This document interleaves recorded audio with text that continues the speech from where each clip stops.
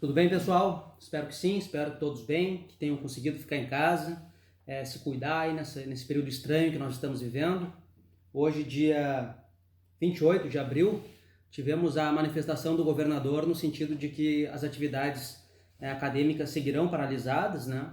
Ou atividades de ensino, e ainda estamos na expectativa para ver qual será a resolução da faculdade. Mas, dito isso, vamos lá para a nossa aula de hoje, que é o capítulo 6 do nosso livro aqui, Ciência Política e Teoria do Estado, do Streck do Bolzan, que é o capítulo que fala sobre o Estado de Direito. De certa forma, tudo que nós temos visto até aqui na nossa disciplina nos encaminha para esse momento aqui. Porque discutir o Estado de Direito é discutir não apenas esse conceito importante, mas é discutir a evolução desse Estado de Direito desde a modernidade até o atual momento em que nós estamos, né? Esse momento contemporâneo em que nós falamos em um Estado democrático de direito. Então é muito comum a gente ver em petições, professores falando, ou mesmo nós, às vezes, para nos referirmos ao Brasil, falarmos em um Estado democrático de direito. E as palavras dizem coisas, né, pessoal? Então é importante que a gente compreenda exatamente o que está por trás, qual é o movimento histórico, qual é o devir histórico do Estado, para que a gente compreenda do que se trata falar nesse tipo de conceito. Então, vimos lá na nossa primeira aula, né, de Ciência Política e Teoria Geral do Estado, que esse conceito de Estado de Direito ele surge lá na Alemanha com o Jelinek no século XIX já. Então, ainda que nós comecemos a discutir a ideia de Estado de Direito, de um Estado moderno, a partir do século XVI, o conceito, né, o pensamento da disciplina, ele é lá dos alemães do século XIX.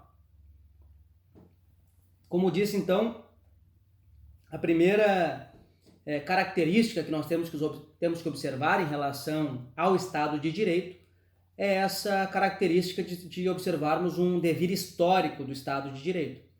Isso porque diversos modelos de Estado que nós observamos ao longo da história podem ser classificados como Estado de Direito.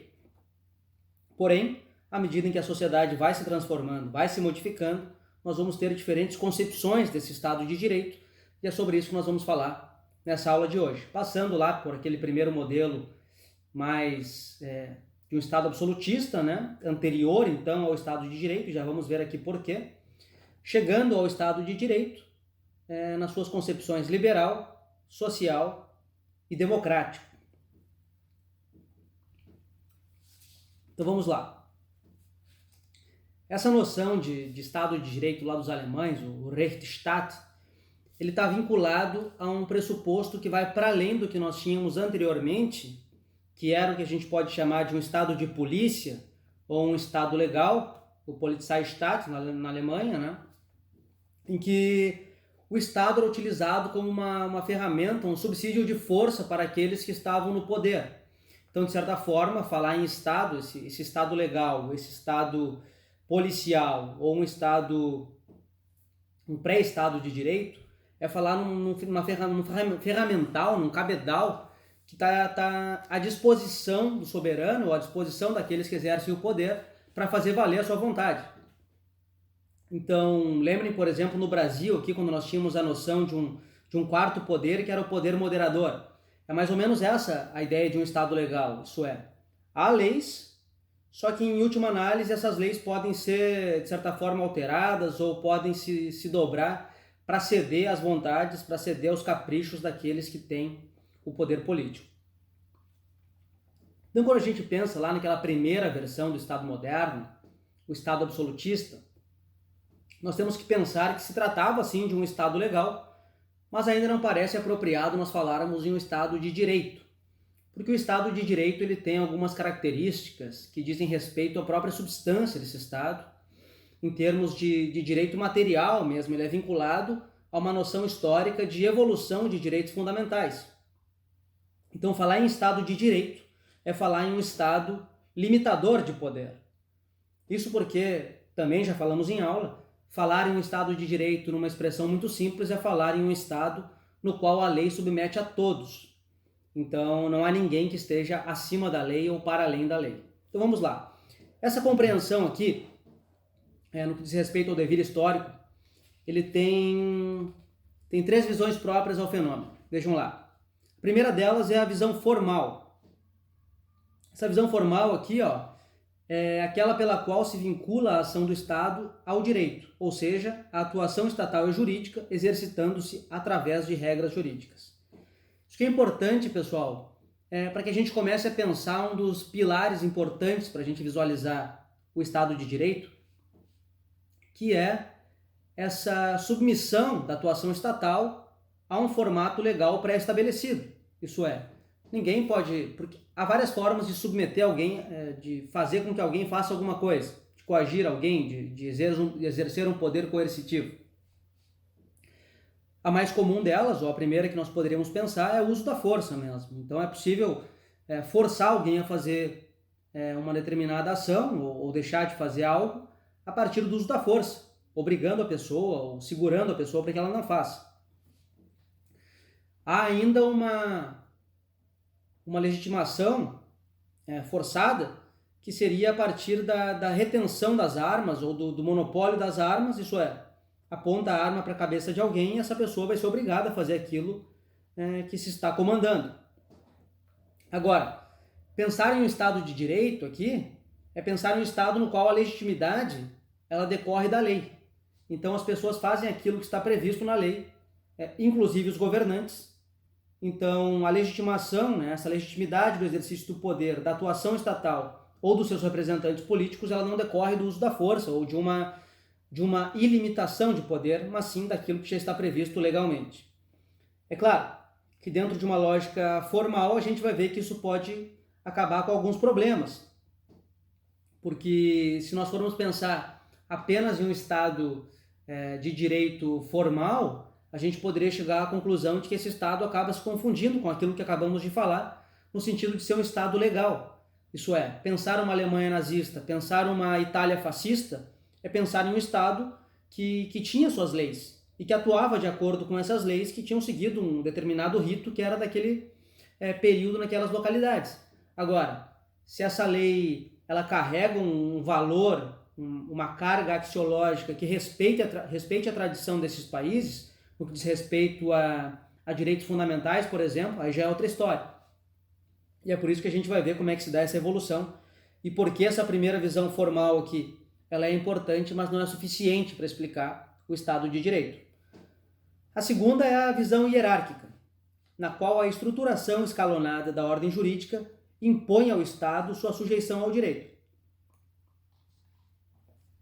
E aqui nada mais é do que dizer que os representantes do Estado, eles não podem ir para além daquilo que diz a lei. Isso é, há uma relação hierárquica, a lei está acima das pessoas. Então aqui a gente quebraria, por exemplo, aquela noção do Luís XIV, o Rei Sol, que dizia o Estado sou eu. Aqui dentro dessa perspectiva hierárquica de que o Estado de Direito está acima das pessoas, não só dos cidadãos em geral, mas também daqueles representantes políticos, ou enfim, representantes de qualquer um dos poderes, é reconhecer a ideia, a lógica de um pacto que estabelece um Estado de Direito e que esse pacto está acima das pessoas que devem todas se submeter a ele. Então aquilo que o Estado pode fazer é limitado por um próprio pacto, que é o pacto fundante do Estado de Direito. Essa é a lógica aqui de hierarquia, pessoal? E por fim aqui, poderíamos falar em uma visão material, que implica a imposição de atributos intrínsecos ao direito, ou seja, aqui a ordem jurídica estatal produz-se tendo certa substancialidade como próprio. Há uma qualificação do Estado pelo direito e deste por seu conteúdo. Aqui significa dizer, pessoal, que quando a gente conceitua esse modelo de Estado, a gente está dizendo que ele está respeitando um processo de evolução histórica e que ele, pelo próprio nome que a gente atribui a ele, olhando numa perspectiva histórica, a gente vai dizer que tipo de direitos estão vinculados a ele. Então, falar, por exemplo, em um Estado liberal de direito, isso nos remete ao liberalismo político. Falar em um Estado social de direito, a gente já começa a pensar naquela noção de um estado de bem-estar social. Então, essa perspectiva aqui, de visão material do Estado, ela está nos dizendo que não basta que a lei exista para que a gente fale em um Estado de direito, mas sim que ela tenha um conteúdo, que respeite a tradição política, que é a tradição jurídica daquele país, no sentido de que novos direitos vão sendo conquistados e a estrutura, a organização da sociedade econômica, política, jurídica, ela vai se alterando e, portanto, alguns direitos que vão sendo conquistados, eles não podem retroagir mais, do ponto de vista substancial, material. Então, só para dar um grande resumo aqui dessas considerações gerais aqui a respeito do Estado de Direito, lembrem que o Estado de Direito é aquele no qual a lei submete a todos. É o melhor resumo, porque compreendendo isso a gente consegue compreender que aquele que está no exercício de poder provisório, ele não pode ir para além de alguns pressupostos que organizam o Estado. Então, ainda que a lei garanta a ele o exercício do seu poder, com limites, dentro da perspectiva de um Estado de Direito, esses limites precisam ser respeitados e ninguém está acima da lei, ou ninguém pode dizer que é a própria lei, porque a lei, ela submete a todos.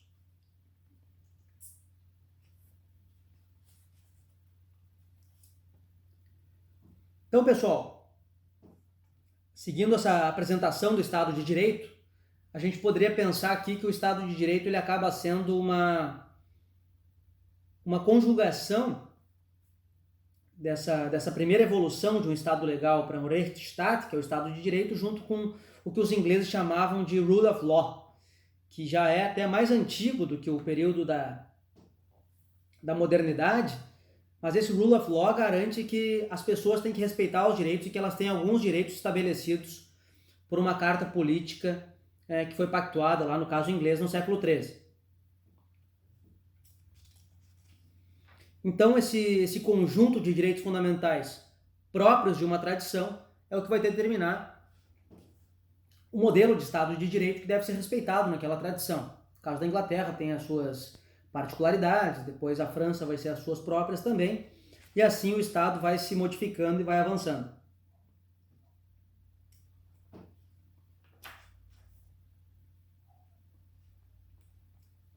Então, pessoal, quando a gente fala em Estado de Direito, a gente não pode pensar isso como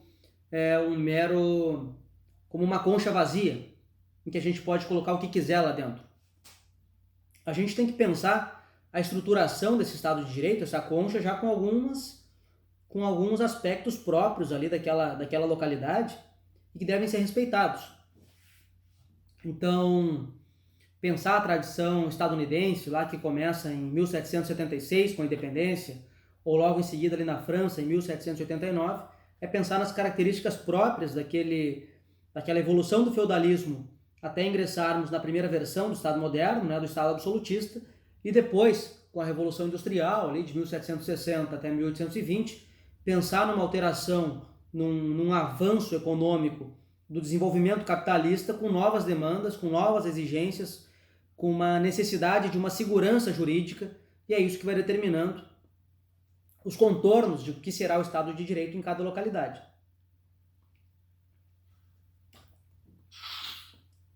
Então, pessoal, se o Estado de Direito é um Estado no qual a lei submete a todos, é um Estado no qual a lei submete, inclusive, ao soberano.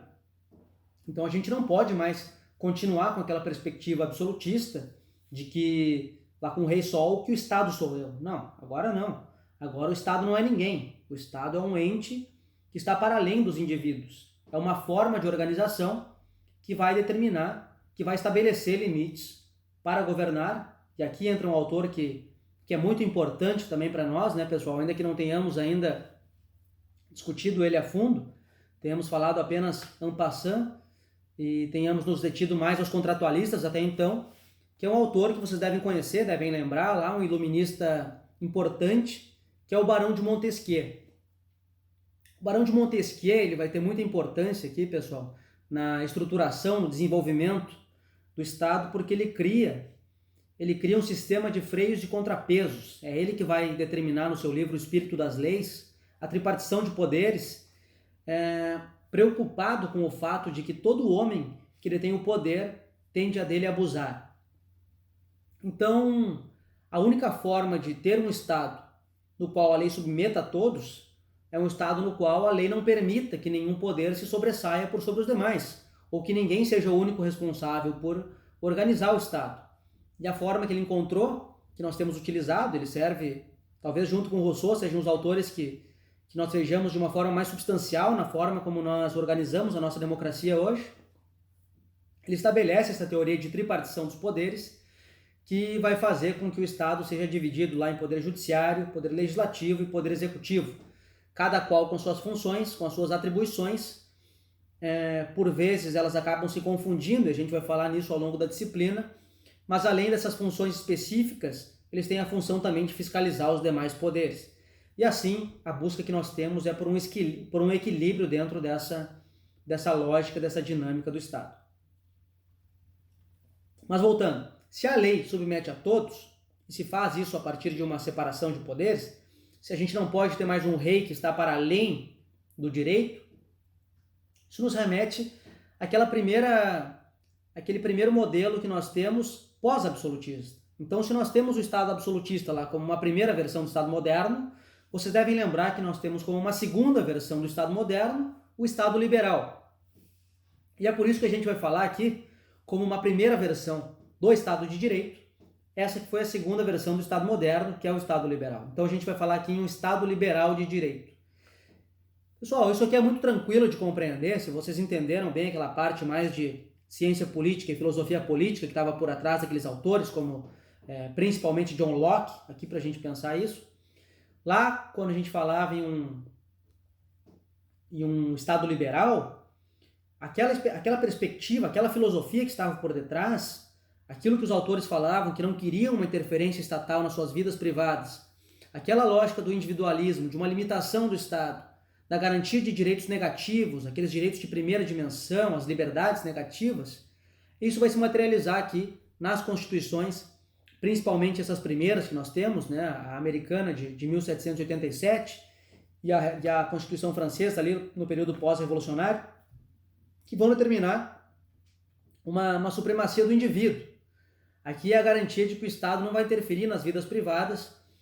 Se começa aqui a ter uma garantia maior em relação à limitação do Estado que diz respeito à cobrança de taxas. Não há mais aquela bagunça em que cada localidade se cobrava tributos diferentes e o comerciante nunca sabia quanto seria a taxa que teria que pagar. Nós temos aqui, no Estado liberal de direito, a garantia do direito de ir e vir, nós temos a liberdade contratual, todos aqueles direitos sobre os quais nós já falamos, eles vão se materializar aqui. E vão se materializar a partir de algumas características importantes. Primeiro, separação entre Estado e sociedade civil, mediada pelo direito, este visto como um ideal de justiça. Então aqui, essa separação que se dá entre Estado e sociedade civil é justamente uma garantia dos indivíduos de que o Estado não vai interferir nas suas vidas. Mediada, é claro, pelo direito. Então, aqui fica um pouco mais claro a gente começar a ver que se o Estado quiser, em alguma medida, interferir, por exemplo, na liberdade do indivíduo, liberdade de ir e vir, é preciso que haja um processo judicial, é preciso que haja uma série de respeito às garantias que vão se conquistando, que vão se estabelecendo aqui. Então, essa separação fica muito clara e o direito é a ferramenta responsável por garantir isso. Depois, garantia das liberdades individuais, os direitos do homem aparecendo como mediadores das relações entre os indivíduos e o Estado. Aqui de novo, relembrem lá a questão dos direitos de primeira dimensão, as liberdades. Aquela garantia que o indivíduo tem de que o Estado não vai interferir na sua vida privada, que ele pode contratar, que o empregado e o patrão podem contratar como bem entenderem, porque o Estado não tem legitimidade para interferir naquilo.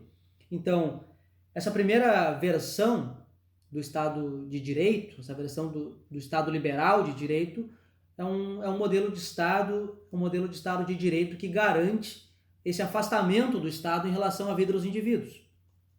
Então o foco aqui está, e lembrem, né, gente, todos esses processos representam ou obedecem aos movimentos históricos que estão acontecendo.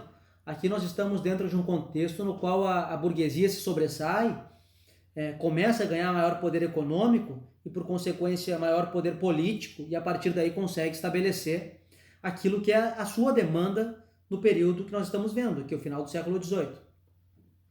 Com um terceiro ponto, a democracia surge vinculada ao ideário de soberania da nação produzido pela Revolução Francesa. implicando aceitação da origem consensual do Estado, o que aponta para a ideia de representação, posteriormente mantida por mecanismos de democracia semidireta, referendo e plebiscito, bem como pela imposição de um controle hierárquico da produção legislativa através do controle de constitucionalidade.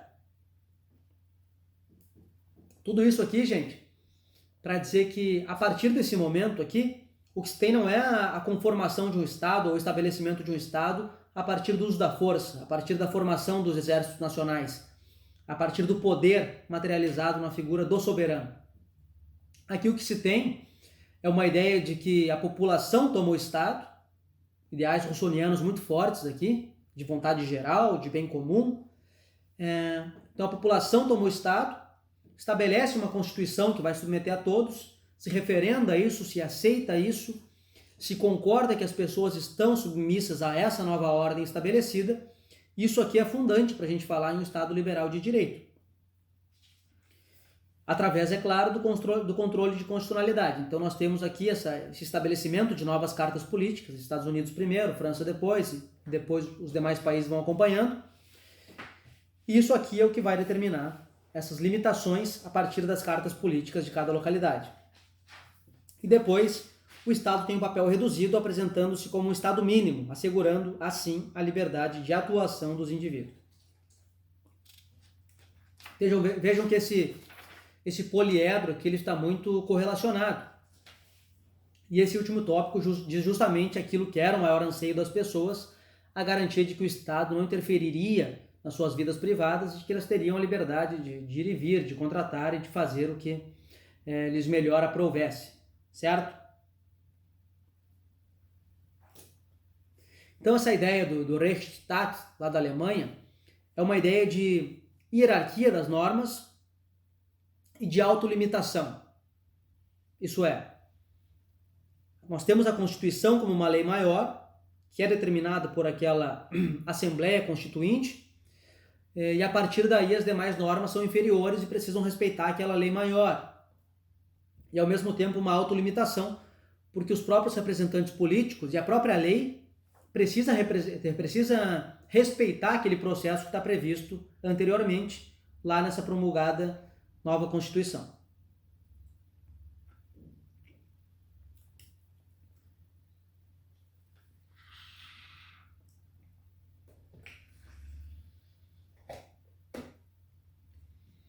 Pessoal, isso que é importante que a gente não confunda esse Estado de Direito com aquilo que falamos antes, no início da aula, o Estado legal. Porque a partir desse momento aqui nós entramos em um processo histórico que ele não pode retroagir. Então, claro que nós tivemos ali períodos estranhos, períodos autoritários em diversos locais do mundo, inclusive no Brasil. Falaremos também sobre isso nas próximas aulas, sobre a questão democrática e como isso nos afetou substancialmente, em sendo o Brasil um país de modernidade tardia. Isso é, enquanto os demais países do mundo estavam passando pela Revolução Industrial, estavam atravessando esse período que ficou conhecido como Idade Moderna, nós estávamos ainda numa realidade completamente diversa. Então, quando o Estado de Direito começa a acontecer aqui, ele começa com muito atraso. E todas essas deformações e particularidades da nossa realidade vão determinar a nossa sina, a nossa sorte e uma série de problemas que nós enfrentamos até hoje. Mas vamos deixar isso para a próxima aula. Então, o importante aqui, quando a gente começa a pensar na lógica de um Estado de Direito, é pensar que esse Estado não deveria retroagir, pelo menos. Então, essa noção aqui, esse conceito de Rechtsstaat, ele está nos remetendo a isso. Vamos lá, então, Estado social de Direito.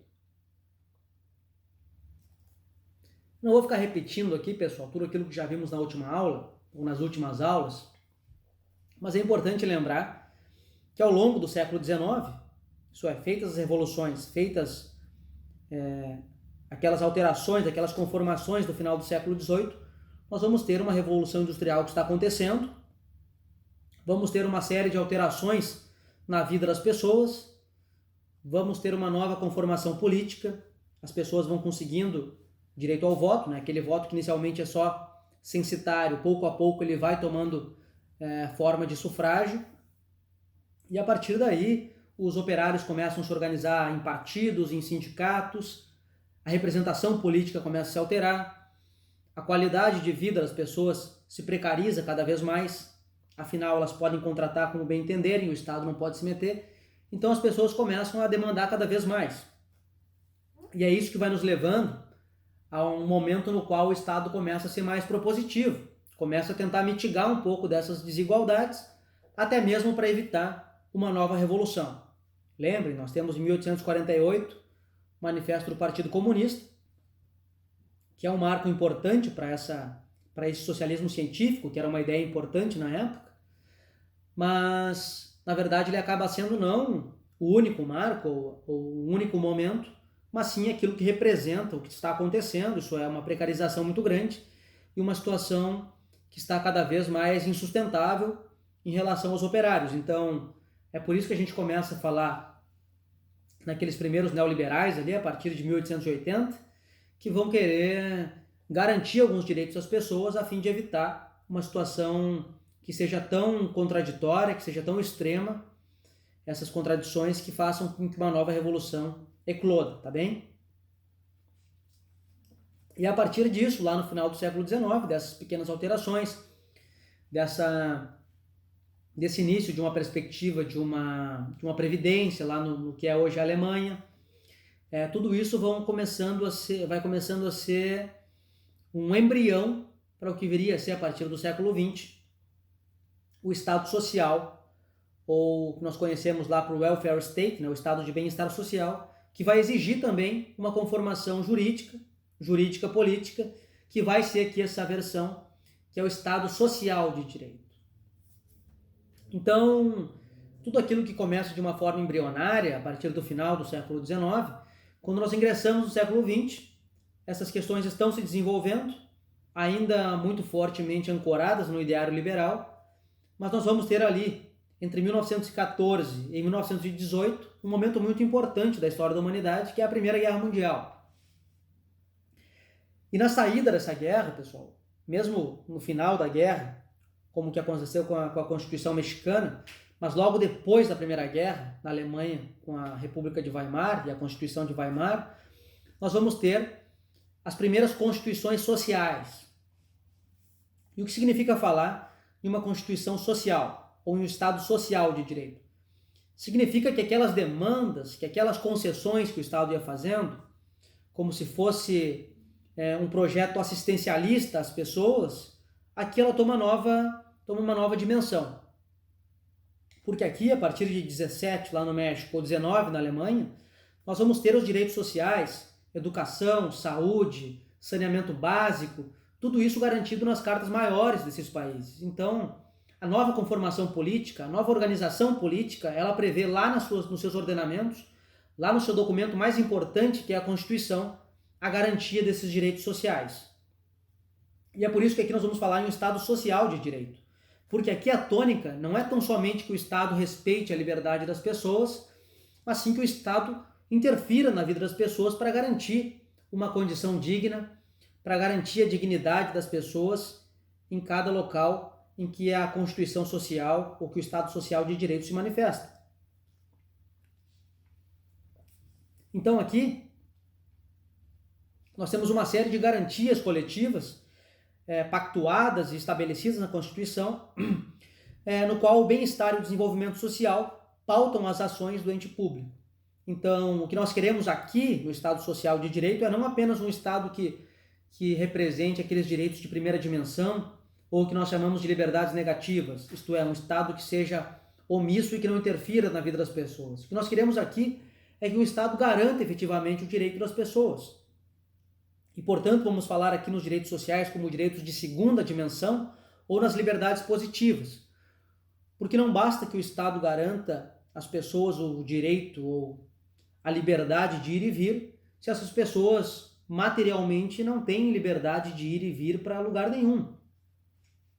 Aí retomo uma passagem que acredito que já tenha falado com vocês, do Anatole France, que ele fala que a lei em sua igualdade majestática permite tanto a ricos quanto a pobres que durmam embaixo da ponte, que peçam esmolas e furtem pão. Isso é uma piada, porque essa proibição de uma lei, de um primeiro modelo de um Estado liberal de direito, ela não se presta a garantir efetivamente direitos às pessoas. É preciso mais do que a liberdade de um Estado que não interfira, é preciso que o Estado que ele cumpra sua função social de garantir o bem comum, e para fazer isso, nesse momento aqui, a única alternativa que pareceu viável às pessoas foi de um Estado cada vez mais interventor, que garantisse materialmente esses direitos, e mais do que isso, que esses direitos estivessem previstos lá na Constituição dos países.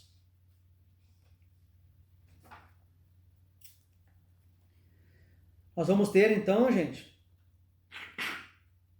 à medida em que o século XX segue correndo, que o tempo segue fluindo, nós vamos ter um modelo um pouco diverso que vai acontecer ali a partir de 39 a 45, na Itália até mesmo um pouco antes, a partir da década de 20, com Mussolini, que é o fato de os regimes autoritários tomarem uma força muito grande na Europa. E o que acontece nesse momento? Nós vamos ter um Estado que utiliza esse discurso de um Estado social, de que o Estado deve tomar para si a prerrogativa de fazer tudo, de organizar toda a sociedade.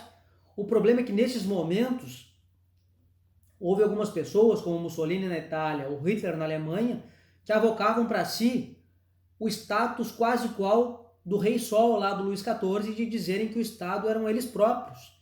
E a partir disso começam a fazer uma série de modificações legais em nome de um Estado, ou evocando para si um Volksgeist, um espírito do povo, como no caso alemão, e começar a alterar a lei. E esses ditadores, Mussolini, Hitler, enfim, e uma série de outros que em diversas localidades do mundo, eles vão alterando a lei e dizem que aquele novo Estado que eles estão organizando é um Estado de direito. Então vejam o problema aqui da confusão de um Estado de direito, um Estado que não é democrático. Então a gente tem que pensar sobre isso, se na verdade o que eles estavam fazendo era não apenas tentando dar uma aparência de legalidade, ou de um respeito aos direitos, de respeito a uma tradição histórica que vinha se estabelecendo, a partir da utilização de uma nomenclatura que não guardava nenhum tipo de relação, nenhum tipo de respeito a esses direitos fundamentais que haviam sido conquistados a duras penas. Então, na verdade, o que se estabelece nessas localidades, nesse momento da Segunda Guerra, são estados legais ou estados policiais, novamente, em que essas pessoas que estavam à frente dos estados se utilizavam do aparato estatal, da máquina estatal, para dar uma aparência de legalidade a partir de uma alteração legislativa, de uma alteração das instituições do Estado, com um total desrespeito à tradição que havia sido estabelecida, inclusive a separação de poderes. Mas esse momento estranho que nós passamos de Segunda Guerra e de todas as atrocidades que aconteceram, nos legaram alguns ensinamentos. E a partir daí, o próximo movimento que nós temos importante no que diz respeito ao Estado de Direito é o que nós vamos conhecer por Estado Democrático de Direito. E por que falar em um Estado Democrático de Direito? Falar em um Estado Democrático de Direito justamente porque esses países que há pouco tinham se autoproclamado Estados de Direito não representavam aquilo que era substancial para a gente falar em um Estado de Direito, que era justamente a questão democrática. Então, para que não haja qualquer tipo de dúvida isso aqui, falar em um Estado de Direito hoje é falar em um Estado democrático de direito.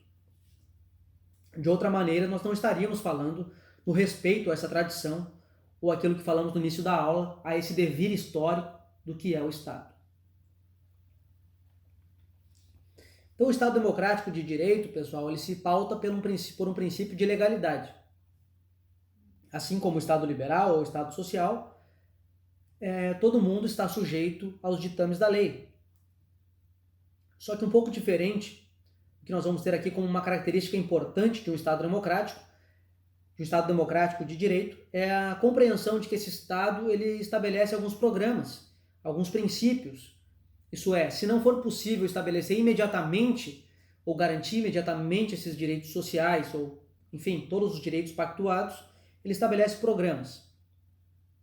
Já nós vamos ver um quadro comparativo aqui para entender exatamente o que significa isso. Mas antes de chegar lá, vamos ver aqui quais são os princípios do Estado Democrático de Direito. Primeiro, constitucionalidade. a vinculação do Estado democrático de direito a uma Constituição como instrumento básico de garantia jurídica. Então, é claro que isso já estava presente nos anteriores, mas aqui, para que não reste nenhuma dúvida, o Estado democrático de direito é aquele no qual há uma Constituição que submete a todos, que estabelece aquela tripartição de poderes, que vai garantir o sufrágio, que vai garantir uma democracia, né, pessoal? Essa tão vilipendiada e tão em crise democracia que nós estamos inseridos. Segundo, por óbvio, organização democrática da sociedade. Direito ao voto, possibilidade de organizações políticas, de sindicatos, enfim, tudo aquilo que está garantido lá na nossa Constituição. Terceiro, sistema de direitos fundamentais individuais e coletivos, seja como estado de distância, porque os direitos fundamentais asseguram ao homem uma autonomia perante os poderes públicos, seja como um estado antropologicamente amigo, pois respeita a dignidade da pessoa humana e empenha-se na defesa e garantia da liberdade, da justiça e da solidariedade. Em outras palavras, é um Estado que respeita tanto os princípios daquele primeiro modelo de Estado de Direito, o Estado liberal, isso é, um Estado que não vai interferir na liberdade das pessoas, e, em segundo lugar, um Estado que faz mais do que isso. Não é um Estado que simplesmente se omite, mas que quando as pessoas demandem uma atuação estatal, é um Estado que vai se fazer presente e que vai garantir direitos sociais também. Isto é, há uma perspectiva solidária por parte do Estado e uma compreensão de que o Estado ele tem essa dimensão solidária também como uma dimensão programática de organização do Estado para o futuro. Isso é, nós vamos ter lá como nos princípios da República Federativa do Brasil a diminuição das desigualdades. Então a gente não vai falar numa erradicação completa, mas como um princípio organizacional do Estado, a tentativa de diminuir cada vez mais essas desigualdades. Quarto, justiça social como mecanismos corretivos das desigualdades. Vocês devem lembrar que lá no final do século XIX e no início do século XX, essa dimensão da justiça social ela fica muito importante. As pessoas entendem que a função do Estado não é apenas ser um Estado mínimo, mas é garantir uma efetiva justiça social e para isso ele precisa atuar. Quinto, igualdade não apenas como possibilidade formal, mas também como articulação de uma sociedade justa. E aqui talvez seja o ponto mais importante, pessoal, que é o deslocamento de uma noção de igualdade formal, estática. Não basta dizer que todos são iguais perante a lei, se uma pessoa nasce em berço de ouro e a outra nasce embaixo da ponte. Então, falar em uma igualdade no Estado de Direito não é falar numa lei que sirva para todo mundo e que deve ser aplicada da mesma forma para todo mundo. Falar em igualdade aqui é falar num Estado comprometido com a diminuição das desigualdades, um Estado comprometido a tentar fazer com que todas as pessoas tenham a oportunidade de partir do mesmo ponto. Essa é uma função primordial aqui quando a gente fala em um Estado democrático de direito.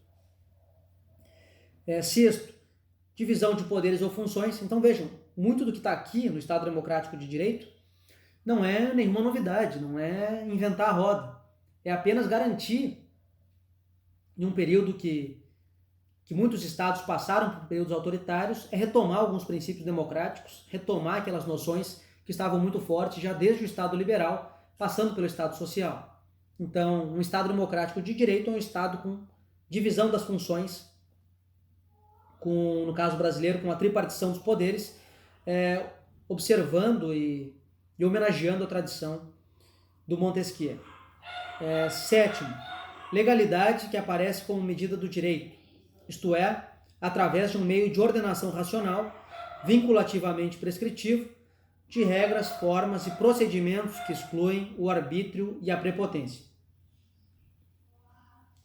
Aqui, mais uma vez, é uma resposta direta, pessoal, a esses períodos autoritários, esses períodos autocráticos, em que algumas pessoas se sentiram superiores à lei ou quiseram se confundir com a própria lei, determinando situações das suas próprias, enfim, das suas intenções, das suas particularidades, que não guardassem um respeito com a estrutura organizacional do Estado.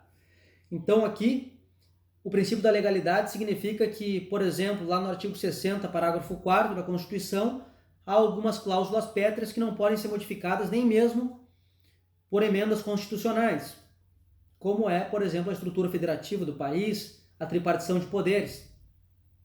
Então, é a própria Carta Política, é a própria Constituição dos países, dos Estados democráticos de direito, que vão estabelecer uma série de limitações, não só para os representantes políticos, mas em relação à própria lei, em relação à sua própria modificação. É claro que a gente pode ter emendas no que diz respeito a algumas matérias, mas em outras não. Isso é uma decorrência de uma estruturação do princípio da legalidade muito forte no Estado democrático de direito. É uma lei que submete não só todas as pessoas, mas em boa medida a própria lei. E por fim, aqui como um princípio do Estado democrático de direito, segurança e certeza jurídicas. É claro que é muito difícil, né, pessoal, garantir isso.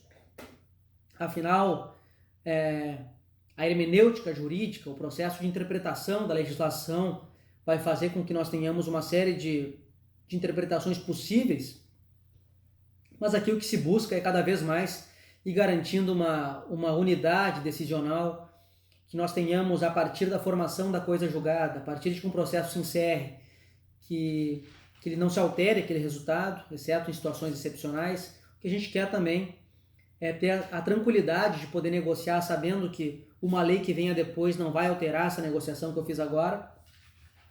Então isso também é muito importante aqui dentro de uma estrutura democrática da conformação do Estado democrático de direito. O que se observa aqui, pessoal, como uma característica muito importante quando a gente fala em Estado democrático de direito é uma dimensão que chega a ser quase que utópica. Porque há aqui, quando a gente fala em Estado democrático de direito, uma ideia de transformação da realidade.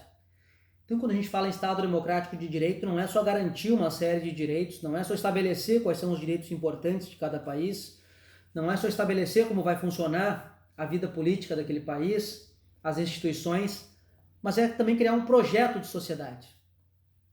Então, talvez o plus normativo do Estado democrático de direito seja justamente isso, seja buscar uma sociedade mais solidária, seja buscar uma sociedade que tenha objetivos comuns, e que seja uma sociedade cada vez menos desigual, uma sociedade cada vez mais justa, mais igualitária, que garanta direitos para todas as pessoas. Talvez esse grande feitio democrático que nós tenhamos aqui seja uma tentativa de uma conformação entre o que é o Estado liberal e o que é o Estado social. Então vejam que o tempo todo nós estamos em uma balança.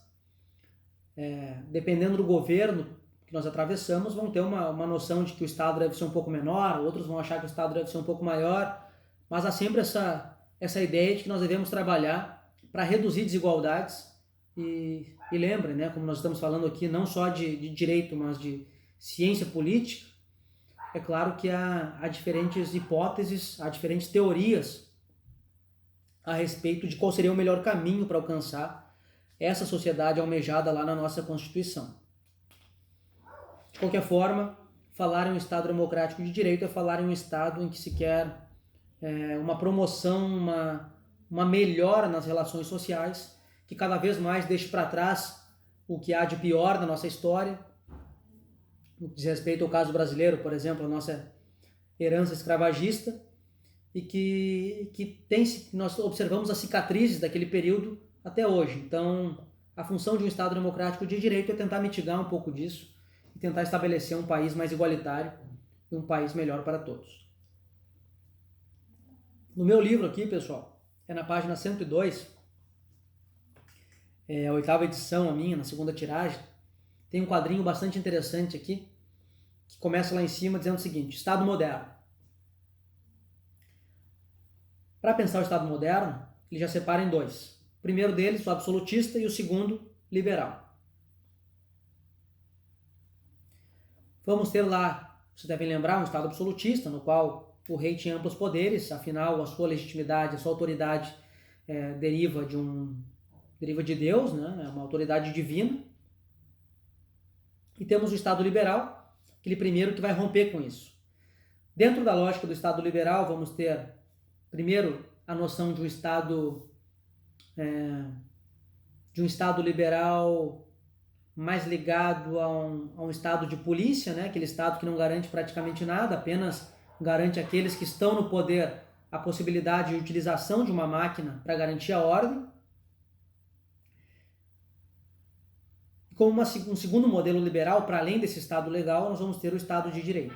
Aqui sim, aqui vamos ter o Estado liberal de direito como uma primeira modalidade de um Estado que, primeiro, se torna liberal, se afasta da monarquia, e, em segundo lugar, garante aos cidadãos a possibilidade de um afastamento do Estado, alguns direitos mínimos à população. Então, vejam lá, nessa primeira versão, que é o Estado liberal de direito, nós vamos ter um conteúdo jurídico do liberalismo, isso é, a individualidade das pessoas respeitada, um Estado que não interfere na vida privada, vamos ter a limitação da ação estatal, um Estado que tem uma série de travas, né, de freios para que não interfira muito, seja na esfera individual, seja na economia. Vamos ter uma ideia de lei como instrumento de uma ordem geral e abstrata. Vamos ter lá como uma palavra-chave a noção de indivíduo e um objetivo, assim a gente poderia colocar, um objetivo de sanção. Isso é, aquele que não respeitar a lei vai ter a lei vai determinar algumas limitações e punições àqueles que se respeitarem a lei. É a primeira noção que nós temos. Depois vamos ter o Estado social de direito. E aqui o conteúdo jurídico não é o conteúdo jurídico do liberalismo, mas sim a questão social. É todas aquelas alterações que se dão no seio da sociedade e que o direito precisa acompanhar. É preciso mais do que um Estado que seja um Estado que se abstenha de participar, mas sim um Estado que tem que se preocupar com as questões sociais e garantir esses direitos. Então, se na primeira versão lá liberal nós temos uma limitação da atuação estatal, aqui nós vamos ter prestações positivas do Estado, os direitos de segunda dimensão. A lei aqui não se trata de uma ordem geral e abstrata, se trata aqui sim de um instrumento de ação concreta do Estado, de facilitação, de acesso das pessoas aos direitos. Então aqui nós temos um Estado completamente diverso do Estado anterior, porque é um Estado que faz, é um Estado que interfere, é um Estado que quer garantir os direitos que assegurou lá na sua Carta Maior. A noção de indivíduo aqui, ela salta para uma noção de grupo, que passa a ser mais importante, e ao invés da gente falar de sanção, uma punição ao descumprimento da lei, a gente começa a falar aqui na lei, pensando a respeito da ideia de promoção. É um Estado que promove uma série de direitos, que promove uma série de alterações que vão ser benéficas para o todo. O autor une aqui ainda esses dois grupos aqui com uma ideia de adaptação para que a gente chegue à lógica do Estado democrático de direito. Aqui o mais importante, a palavra-chave é não um conteúdo jurídico do liberalismo, nem a questão social. Aqui o autor fala em igualdade.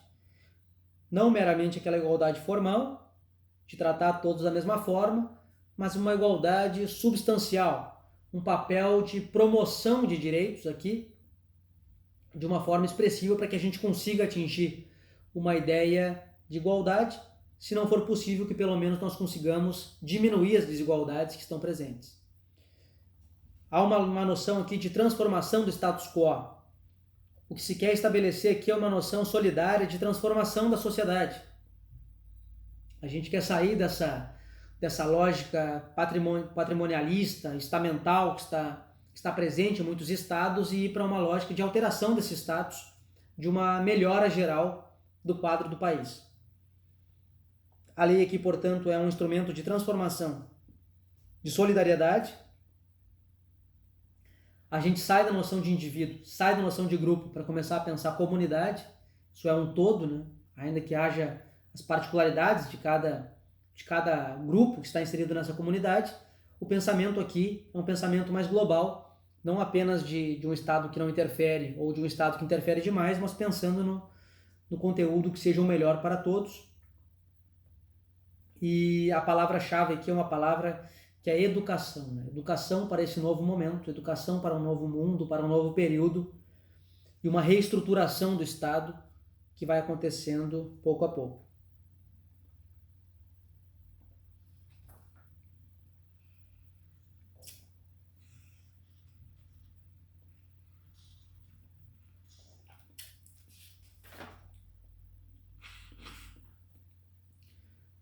Aqui na sequência, pessoal, ele vai explicando cada um desses pontos do quadro sobre o qual nós falamos e vai chegar no Estado brasileiro aqui, como um último tópico aqui desse capítulo, que é o Estado Democrático de Direito e a Constituição Dirigente.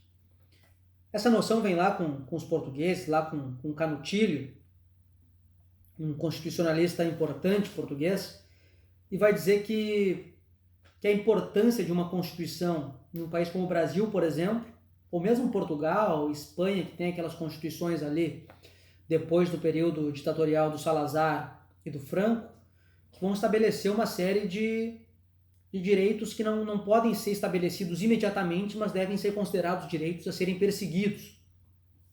Então, falar em uma Constituição dirigente é falar em uma Constituição que estabelece políticas de Estado para um país. Isto é claro que cada partido político, que cada representante político, quando está exercendo o seu mandato, vai ter as suas predileções pessoais, vai ter os seus programas de governo, mas mais do que isso, a Constituição estabelece programas de Estado, isso é, a gente fala em uma Constituição dirigente porque ela estabelece uma direção. Então, quando a gente fala lá que a saúde deve ser um direito universal, deve ser garantida a todas as pessoas, por exemplo, a gente está falando que talvez não seja possível efetivar isso ou materializar isso agora, mas que deve ser um objetivo central do Estado. Quando a gente coloca a educação lá como uma prioridade, enfim, todos aqueles direitos que estão lá na forma de uma Constituição que tem apenas pouco mais de 30 anos agora, mas que na verdade ela ainda tem muito dos programas que foram estabelecidos lá a serem conquistados por nós, a serem alcançados por nós, né?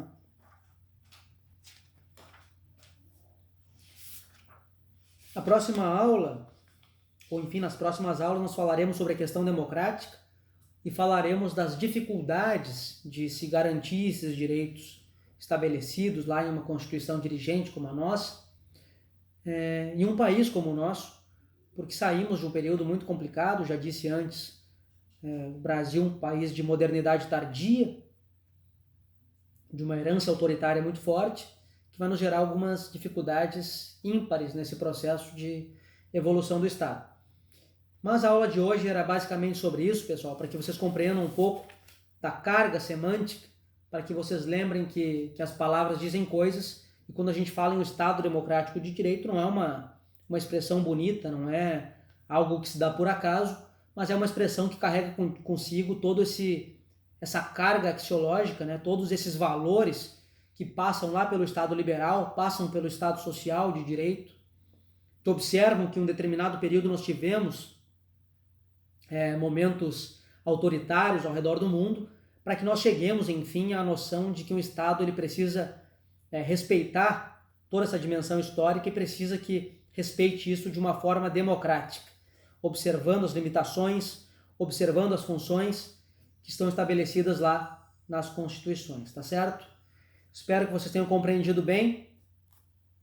Acredito que vai ser mais ou menos até aqui o conteúdo da nossa avaliação, mas eu deixo para vocês nos avisos ali no Moodle. Agradeço pela atenção, espero que vocês estejam compreendendo bem e qualquer dúvida não hesitem em me mandar um e-mail, aí entrar em contato comigo, tá certo, pessoal?